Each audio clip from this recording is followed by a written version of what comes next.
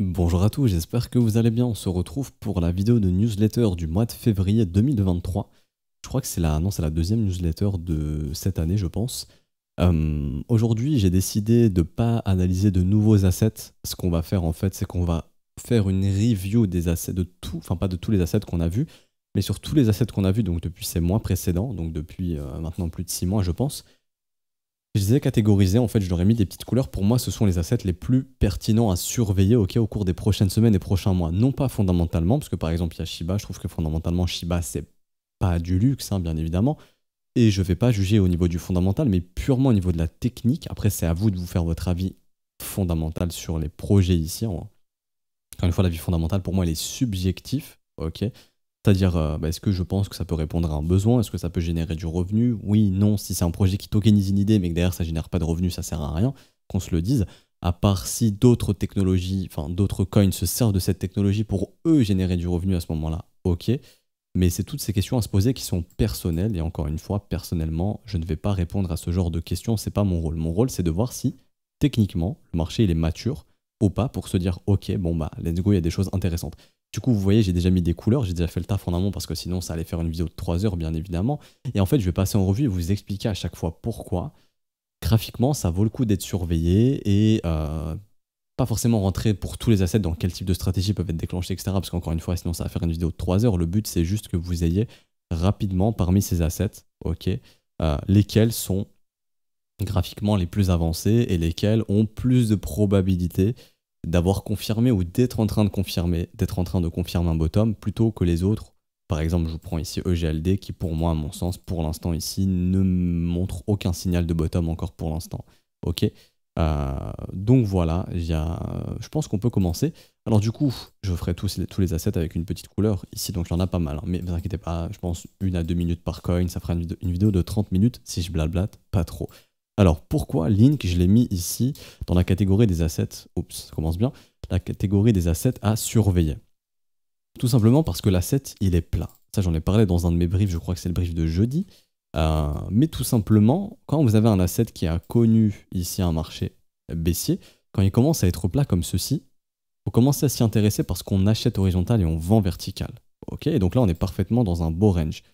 Le but d'un range, c'est quoi? C'est d'acheter le bas et de vendre le haut. Donc tout simplement, je vous fais pas de dessin, mais hop, setup de range. Bas de range, c'est ici, donc ça va de... Je vous mets les prix, de toute façon, vous savez quoi, ce sera encore plus simple. Hop, bas de range entre 6$ et 5,30$. Haut de range entre 8,77$ et 9,64$. Ok, ni plus ni moins. Désolé pour les bruits, c'est la chasse qui grince. Ni plus ni moins. Et du coup, on est en mid-range. On peut aussi estimer que tant que c'est sous le mid-range, ça peut être intéressant. Et pourquoi je dis qu'il faut s'intéresser à Link? Parce que Link, son intérêt, c'est bon, il est dead. Ok, je ne vais pas le faire pour tous les coins, mais vous pouvez aller sur Google Trends. Vous mettez par exemple... bon, là, on va supprimer tout ça. Hop, et on va mettre ici Chainlink. Et il y a de grandes chances pour que Chainlink, il ait quasiment plus d'intérêt. Donc là, j'ai mis dans tous les pays. Ok, mais vous voyez, Link, il avait un gros intérêt en 2020, 2021, beaucoup de hype. Là, les gens s'en foutent. Et il faut investir quand les gens s'en foutent. Les gens s'en foutaient de 2018 jusqu'à 2020, jusqu'à mai-juin 2020. Les prix étaient très bons. Ok, ça, c'est un indicateur tout bête, mais ça peut vous permettre de savoir si le truc il est chaud. S'il est trop chaud comme ça, quand on est à 100% ou à 80, 46, vous voyez, quand on est sur des valeurs hautes, c'est que les gens sont très intéressés. Vous regardez, ça correspond au top. Quand il y a beaucoup de recherches Google, les gens veulent se renseigner pour acheter, en parlent à leurs amis, et c'est à ce moment-là que la charte ressemble à ça, et ça c'est trop tard. Là, on voit que l'intérêt continue de descendre, on est sur des valeurs où on a posé des bottoms précédemment. Donc là, c'est bien, déjà, les gens s'intéressent plus trop à Chainlink, ok. Je ne le ferai pas pour tous les assets, hein, mais c'est pour vous montrer, quand c'est plat, les gens s'en foutent, c'est plus intéressant, les gens sont intéressés par ce qu'on appelle la volatilité. Quand il n'y a plus de volatilité, les gens s'en foutent. Maintenant aussi, chose intéressante, comme j'ai dit, c'est qu'on est en range. Le point négatif, c'est que pour l'instant, on casse aucune résistance, on casse rien du tout. C'est-à-dire que pour l'instant, Chainlink, il n'a pas confirmé le bottom. Je le mets dans la liste parce qu'il est plat et que c'est dans ces environnements-là qu'on s'intéresse au coin. Vous voyez, quand c'est plat comme ça. Là, c'était moins volatile, mais là, vous voyez, c'est très plat. Et ben, les W se forment. Donc pareil, hein, c'est exactement pareil. J'ai un range ici. Hop, je casse mon range.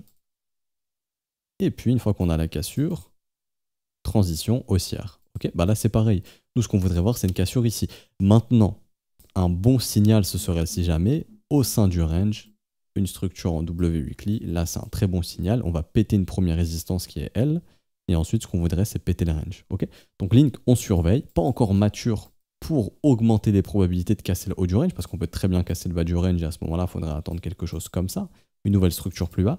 Pour l'instant vous voyez qu'il n'y en a pas eu, hein. C'est un marché qui est toujours baissier, creux sommet descendant, mais ça pourrait changer dans les prochaines semaines, donc c'est pour ça qu'on est investisseur, c'est pas au dernier moment où on focus l'asset, on le focus bien avant, et quand il y a des conditions, on peut y aller. Ensuite, Shiba. Alors Shiba, pourquoi il est dans la liste? Puisque un peu comme Link, il est en range. Donc pour l'instant, pareil, lui, il a cassé 0 résistance, hein. Les premières résistances, elles sont là, ça casse pas non plus. Donc ça, c'est une résistance assez importante qui ne break pas. Donc pas de confirmation de bottom encore pour le Shiba, et puis de la résistance ici. Et pourquoi j'en parle? Parce que, encore une fois, Shiba, il est dans ce qu'on appelle un range. Et il est peut-être dans sa phase de transition où le haut du range, ça se vend, comme ici on est venu en fin janvier, et le bas du range, ça se rachète. Et donc tout simplement, pas encore de signal de bottom ici sur Shiba, mais vous regardez, la précédente fois qu'il était en range, c'était ici. Je vous laisse voir comment ça s'est soldé, hein. Mais par un bon gros breakout et un bon gros rallye, parce que les marchés sont comme ça. Ça baisse, donc ça c'était en baisse, ok. Transition, bam, breakout, haussier. Tout simplement. Bear market, range, breakout, haussier. C'est-à-dire que si dans les prochaines semaines ou prochains mois, Shiba il commence à faire ça, là il donnera un gros signal de retracement, et à ce moment-là, vu que le truc il est très nerveux, il peut venir chercher, pourquoi pas, des retracements type 38,2 ici, vers les 3700. Je dis 3700 parce que la valeur en dollars elle est un peu bizarre, 1 centième, enfin 3 centièmes de dollar ou 3 millièmes de dollar, j'arrive pas à bien voir, mais je crois que c'est 3 millièmes ou 3 10 millièmes de dollars, bon ça vaut rien du tout, mais encore une fois, c'est de la spéculation qui peut faire 200-300%, ok? Pour l'instant, il n'y a rien. Qu'on soit bien clair, mais on est dans un range, c'est pour ça que pour moi il a surveillé au cours des prochains mois.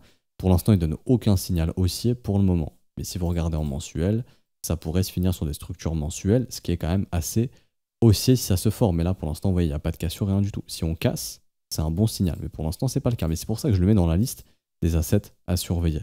Ensuite, vous avez Chiliz.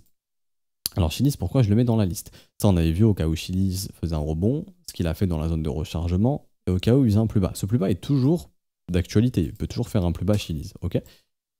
Parce que pour l'instant, Chiliz, la première résistance sur laquelle il est venu buter, c'est la première en fait, et il ne l'a pas cassée. Donc pour l'instant, Chiliz, pareil, il n'arrive pas à casser de résistance, il casse rien du tout. La résistance, idéalement, on peut même la mettre ici. Il a fait ce qu'on appelle simplement un retour en zone de rechargement de short. Mais là où Chiliz est intéressant à surveiller, c'est qu'il a quand même fait un rebond très important, et il peut aussi rentrer dans une grosse zone de range pour les prochains mois. Et du coup, si Chiliz commence à dessiner ça, il faut s'attendre à 2024 si on breakout, ou 2023 ou 2025, j'en sais rien, parce que derrière le marché puisse ressembler à ça. Ok, tout simplement. Hop, je break des trendlines, je fais des structures de l'autre côté, là je vais réduire l'opacité, et derrière ça c'est un gros signal. Pour ça que Chiliz il a surveillé. Et du coup on est où actuellement? En termes de localisation on est très bien, zone de rechargement long terme, ça c'est très bien, mais également ici, contrôle, je prends mon fib, hop, on est en zone de rechargement du mouvement précédent. Très bonne localisation. Est-ce qu'on attend de Chiliz? Bon, là, j'ai pas mis mon indicateur. Là, je vais le mettre. Hop. Mais là, je sais qu'il m'a mis un petit triangle. Ok. Donc là, je sais que ce support est fort maintenant. C'est-à-dire que là, actuellement, on est en train de consolider. Ok, il est venu chasser les stops, etc. Mais là, Chiliz, si je peux, je vais juste lui dire de retirer la gestion du risque au niveau des... Comment dirais-je? Au niveau des trades. Hop, et là je vais lui dire de tout me retirer.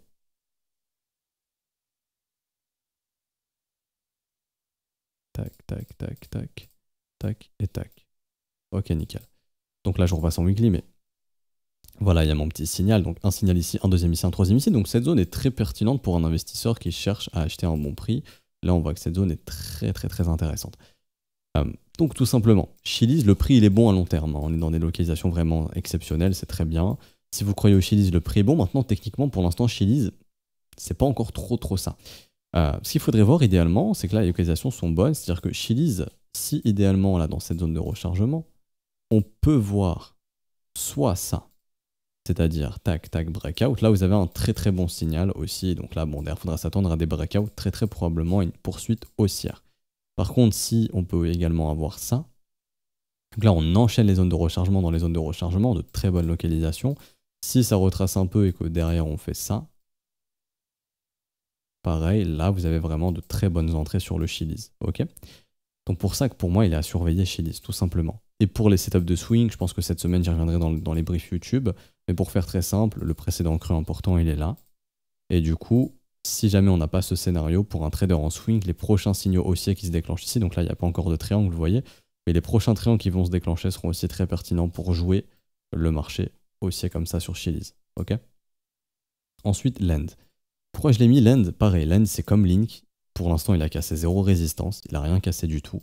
Il n'a pas confirmé de bottom non plus, c'est-à-dire que pour l'instant, la première résistance qui est là, il ne l'a pas cassée. Vous voyez le triangle rouge ici qui m'a formé la résistance, pas de cassure. Triangle orange ici qui est venu former le support, nouveau triangle ici qui est venu former le support. C'est défendu, on avait un triangle orange ici, donc on a cette grosse zone de support, donc on sait que ça, pareil, c'est pertinent. Et là, je pense que ça vous saute aux yeux, mais Lend, donc AAAV, il est dans un range, tout simplement. Et du coup, le range ici, le haut du range, c'est ça, le bas du range, c'est ça, tout ce qui vient dans le bas du range avec des signaux, c'est intéressant pour acheter. Ok. Maintenant, graphiquement, Lend, il a aussi fait ce qu'on appelle un W weekly, une petite structure. Ok. Donc, depuis qu'il est venu breaker ici, il a déclenché la structure. Maintenant, ce qu'on attend de Lend, c'est un creux ascendant, un sommet ascendant et un vrai breakout. C'est pour ça que Lend, il est à surveiller. Ok. Les prix sont bons, on est dans une bonne localisation. Graphiquement, on est dans un range. Maintenant, il est encore trop tôt pour dire que Lend a formé un vrai bottom définitif et que c'est bon. Il casse toujours aucune résistance. Un asset qui quitte son bear market, il casse des résistances. Lend, il n'arrive pas à faire ça. Il peut peut-être les casser dans les prochains mois, prochaines semaines. Si Bitcoin n'a pas bottom, si vous avez vu le brief du jour du vendredi 10 février, pardon, Bitcoin est toujours dans un mouvement haussier. Si Bitcoin confirme de nouvelles cassures des 24 000, etc. dans les prochaines semaines, il y a de grandes chances que Lend vienne casser ses résistances. Et du coup, en fait, ce W weekly est un signal d'investissement, ok. Donc là, qui est déclenché. Si on revient à 67 $, ça peut s'acheter, par exemple. Tout comme on avait un précédent breakout ici, précédent W, puis on en a fait un nouveau ici. Donc cette zone est hyper défendue, hyper pertinente. Donc c'est ce qui fait que c'est une zone hyper intéressante, surtout dans le bas du range. Maintenant, pour moi c'est simple, hein, le prochain triangle ici, pour moi il peut s'acheter également, prochain triangle, et derrière on ira probablement casser les résistances, et c'est ce qui fait que pour moi Lend il est à surveiller en ce début d'année 2023. Ensuite APE, pourquoi APE il est à surveiller? APE c'est pareil, pour l'instant il casse pas de résistance, ok, c'est-à-dire que des sommets, enfin certes il a pris ce sommet ici, mais il n'est pas non plus hyper pertinent. Pour moi le sommet qui est très pertinent, bien sûr que c'est lui, ok.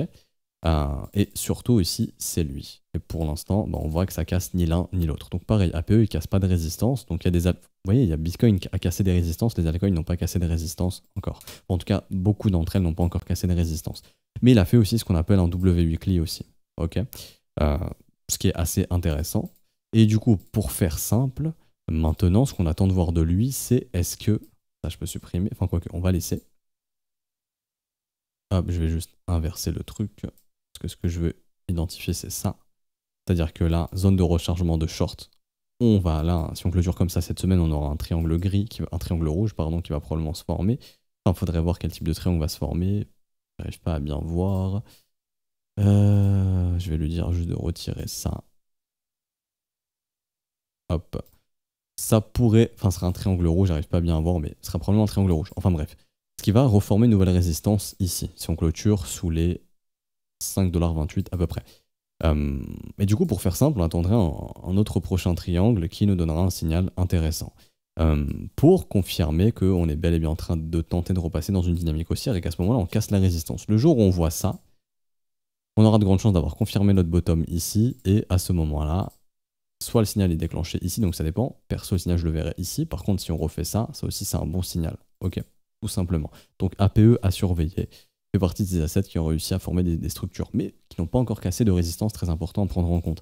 Atom, j'ai fait un brief dessus cette semaine. Atom, pas de cassure de résistance encore pour l'instant. C'est vrai que graphiquement il est beau, mais Atom n'a pas encore cassé de résistance non plus. Ces résistances sont là, qu'il n'arrive toujours pas à casser. Donc pour l'instant, Atom est toujours dans un marché qui est en transition, en range, et donc tout simplement le range il est où? C'est ici. Donc stratégie de range, haut du range, on essaye plutôt de vendre ou de prendre des bénéfices, de sécuriser ce qu'on aurait pu acheter dans le bas du range. Ok.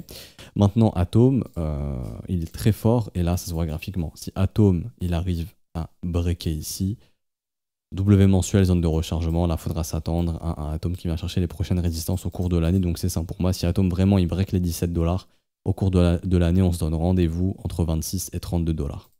Pour ça qu'il a surveillé. Ensuite, GRT. GRT fait partie de ces assets, donc bon, il a un peu poussé. Je crois qu'ils ont essayé de jouer sur la hype intelligence artificielle. Je crois que si on va sur leur site, ils ont rajouté IA ou un truc comme ça. Parce qu'un élève, non, quelqu'un en commentaire m'a dit que GRT c'était pas IA, mais je crois qu'ils ont joué sur le truc. Hein.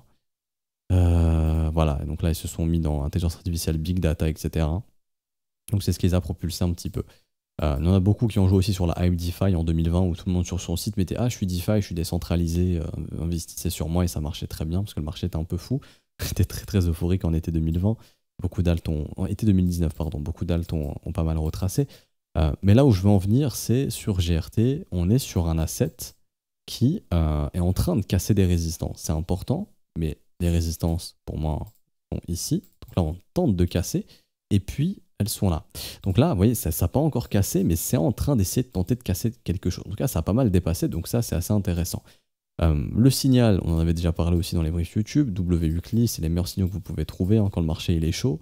W, cassure, retest, bam, ça part, et donc là, depuis, ça a triplé. Au top.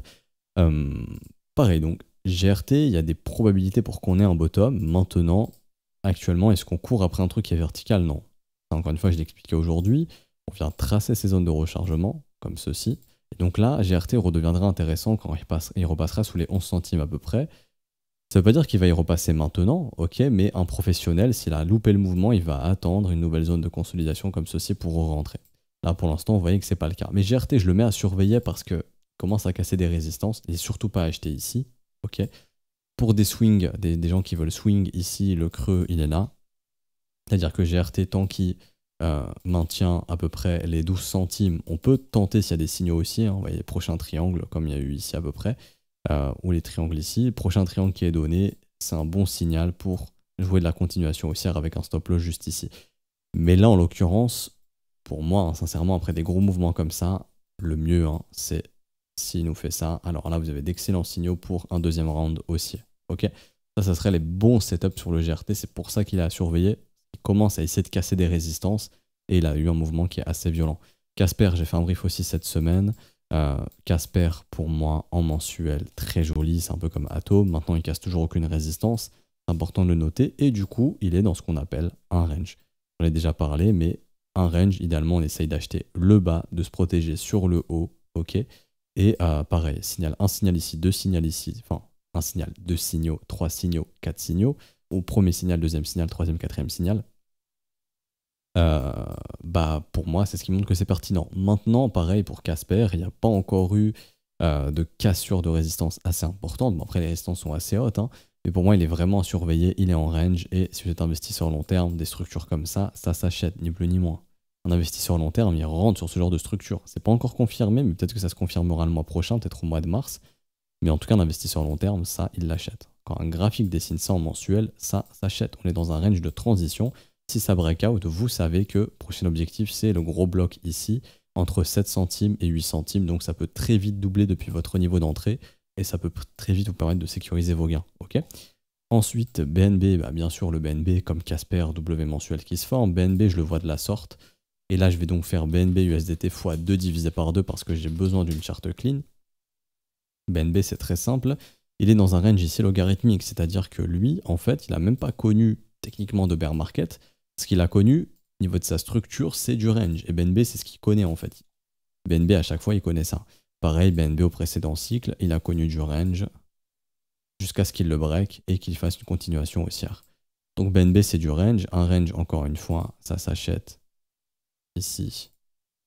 Je vais reverse. Hein. Mais un range, ça s'achète tout simplement.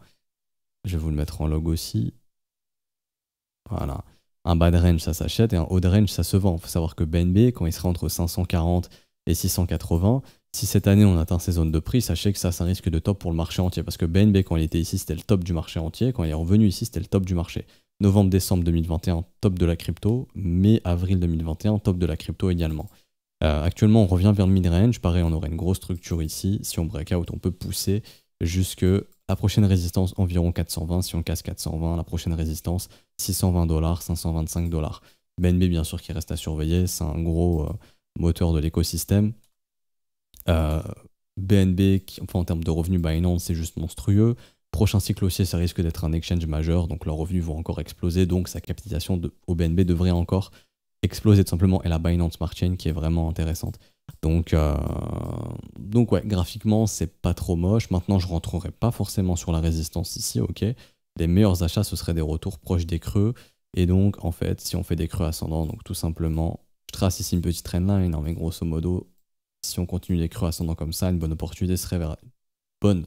je vais bien parler, une bonne opportunité, pardon, j'ai du mal, hein, j'ai enchaîné le brief LF, le brief YouTube, donc là, c'est la totale.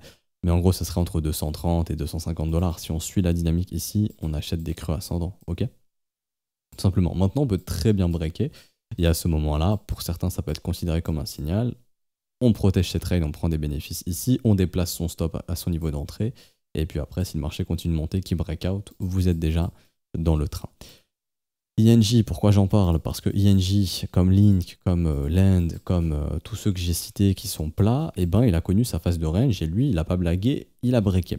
Maintenant, des résistances précédentes, il ne les a pas encore cassées. Mais ce qui est important de noter, c'est qu'il a fait ses breakouts, ok? Et que tout naturellement, on en a parlé, mais on cherche à acheter les creux.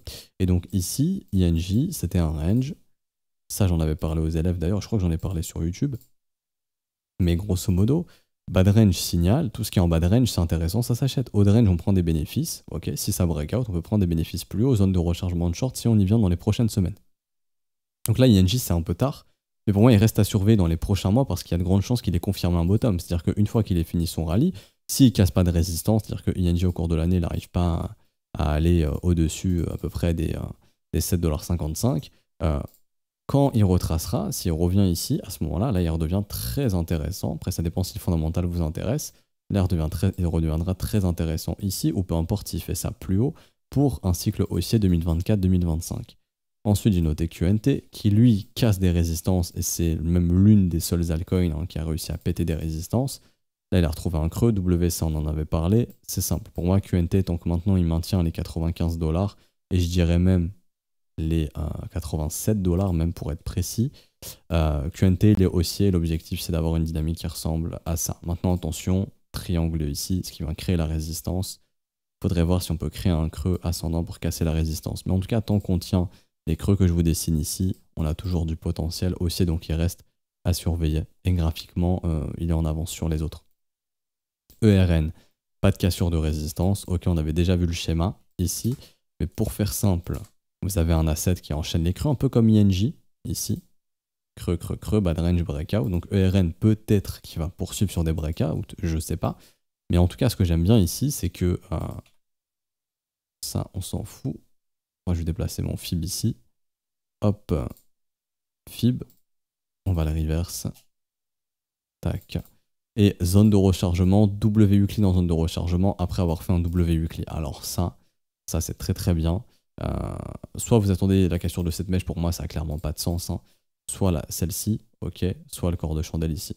Pour moi actuellement la localisation est très bonne, tant qu'on reste au-dessus des 1,56 $, ERN il a le potentiel de pouvoir retourner vers ses résistances, voire même aller chercher les zones proches des 5 $ à peu près. Donc pour moi il reste à surveiller, mais un graphique qui ressemble à ça, et là je vais passer ici en lot pour bien voir, hein, mais un graphique qui ressemble à W dans W dans W, ça c'est un graphique qui est très très très encourageant. Ok, donc pour moi il faut se focus ici. Fondamentalement je sais pas, après il y a d'autres datas à regarder, l'inflation, est-ce qu'il y aura beaucoup d'inflation sur le token, ça c'est des trucs que je vous invite à regarder.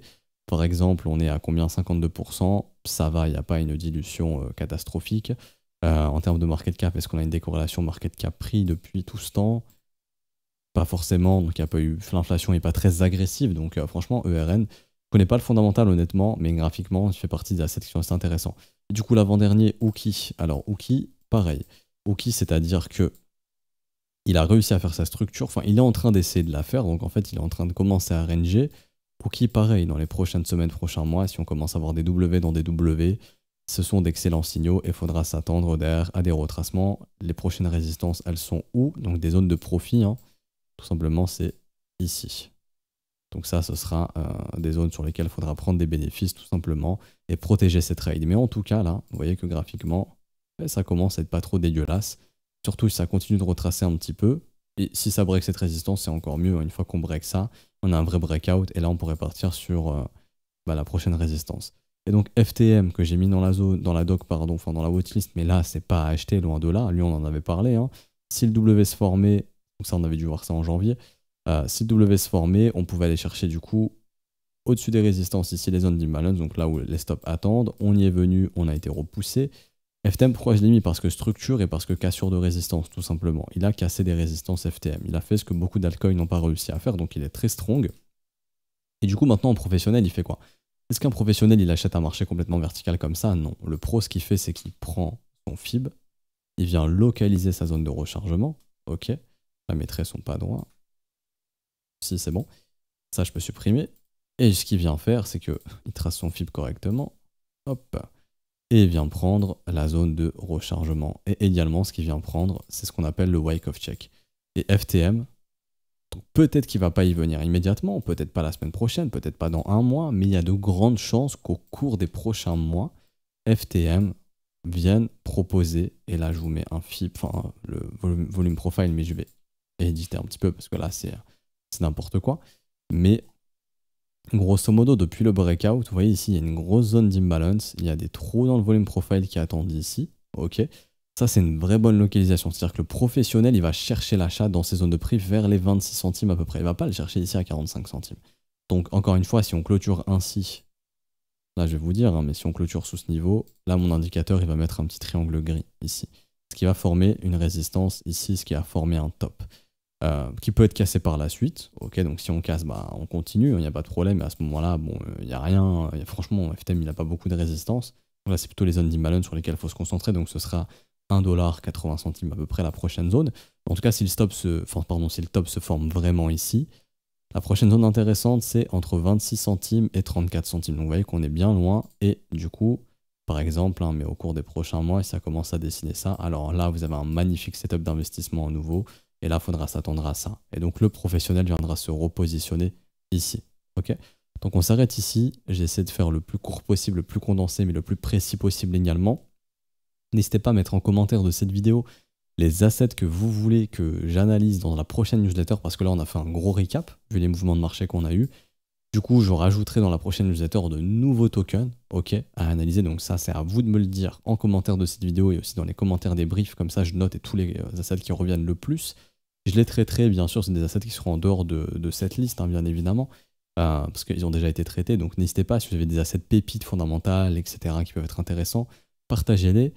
Également, n'hésitez pas à laisser un petit pouce bleu, à laisser aussi un petit commentaire. Ça aide, bien sûr, pour le développement de la chaîne et ça fait toujours plaisir.